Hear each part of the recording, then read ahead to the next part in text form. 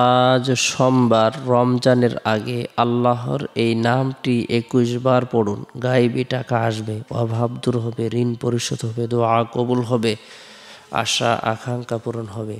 সোমবারের দিন অত্যন্ত বরকতপূর্ণ একটি দিন, ফজিলতপূর্ণ একটি দিন, মাহাত্ম্যপূর্ণ একটি দিন, তাৎপর্যপূর্ণ একটি দিন। আজকের সোমবারের দিনটি রমজান মাসের আগ মুহূর্ত পড়েছে। রমজান মাসের প্রস্তুতিমূলক, রমজানের জন্য গুরুত্ব প্রদান করার জন্য আল্লাহ রসুল সাল্লাল্লাহু আলাইহি সাল্লাম রমজানের পূর্বেই বিশেষ একটি ভাষণ প্রদান করেছেন। হযরত সালমান ফারসি রাদিয়াল্লাহু তাআলা থেকে বর্ণিত, তিনি বলেন, রাসূলুল্লাহ সাল্লাল্লাহু আলাইহি সাল্লাম শাবান মাসের শেষ তারিখে আমাদেরকে সম্বোধন করে একটি ভাষণ প্রদান করেন, একটি ভাষণ দেন। ইয়া আইয়ুহান নাস ক্বাদ আযাল্লাকুম শাহরুন আযীমুন, এই লোক সকল, একটি মহান মাস তোমাদের উপর ছায়াপাত করেছে। এটা কেমন মহান মাস! অন্য এক হাদিসে আসছে, এই মাসের বরকতে জান্নাতের সকল দরজা উন্মুক্ত করে দেওয়া হয়, একটি দরজাও খোলা রাখা হয় না। জাহান্নামের সকল দরজা বন্ধ করে দেওয়া হয়, একটি দরজাও খুলে দেওয়া হয় না। পবিত্র মাহে রমজানের বরকতে আল্লাহ পাক রব্বুল আলামিন সারা বছর ধরে জান্নাতকে সুসজ্জিত করেন। পবিত্র মাহে রমজানের বরকতে আল্লাহ পাক রব্বুল আলামিন ইবাদতের নেকিকে বৃদ্ধি করে দেন। কোনো ব্যক্তি যদি রমজান মাসে একটি নফল ইবাদত বন্দেগী করে, আল্লাহ তাআলা তাকে ফরজের সমপরিমাণ নেকি প্রদান করেন, সওয়াব প্রদান করেন। রমজানে কোনো ব্যক্তি যদি একটি ফরজ ইবাদত করে, আল্লাহ তাআলা তাকে ৭০টি ফরজের নেকি প্রদান করেন, সওয়াব প্রদান করেন। তাই গুরুত্ব সহকারে আমরা প্রত্যেকেই রমজানের পূর্বেই রমজানের জন্য প্রস্তুতি গ্রহণ করব, নফল ইবাদত বন্দেগী করব, নফল নামাজ পড়ব, কোরআন তেলাওয়াত করব, জিকির আজকার করব, তাসবিহ তাহলিল পাঠ করব, রব্বুল আলামিনের দরবারে রুনাজারি করব। আল্লাহ তাআলা আপনারা আমার জীবনের সকল পেরেশানিকে মাফ করে দিবেন, সকল পেরেশানিকে দূর করে দিবেন, গুনাহকে মাফ করে দিবেন।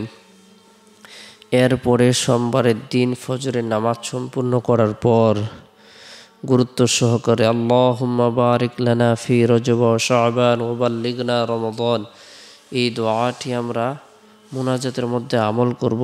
হে আল্লাহ, রজব এবং শাবানে বরকত দান করুন, রমজান পর্যন্ত হায়াতকে দীর্ঘায়িত করে দিন।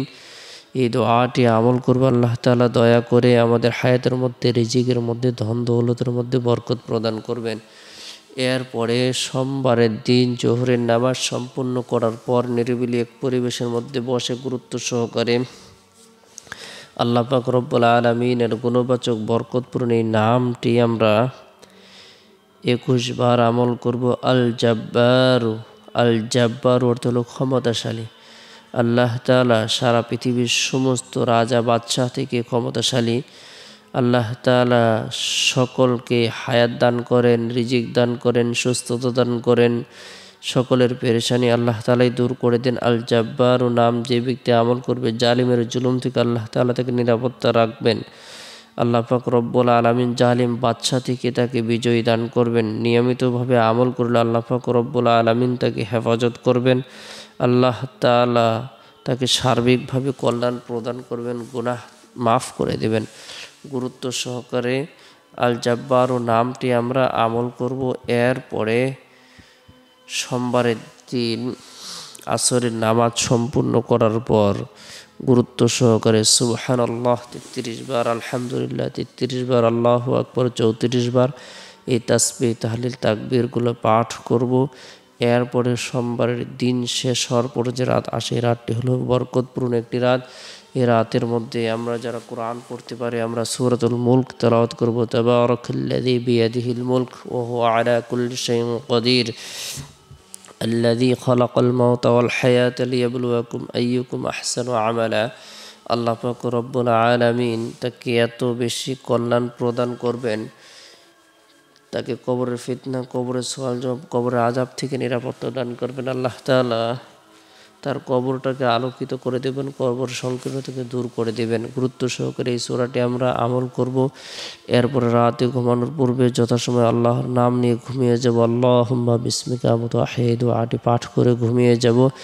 চেষ্টা করব রাতের এক তৃতীয় অংশে ঘুম থেকে জাগ্রত হয়ে তাহাজ্জুদের নামাজ পড়ার জন্য। আল্লাহ পাক রব্বুল আলামিন আমাদের সকলকে শেষ রাত্রে আল্লাহ তাআলার উদ্দেশ্যে ইবাদত বন্দেগী করার তৌফিক দান করুক। সকলে ভালো থাকুন, সুস্থ থাকুন, সকলে সুস্বাস্থ্য কামনা করে শেষ করছি। আসসালামু আলাইকুম ওয়া রাহমাতুল্লাহ।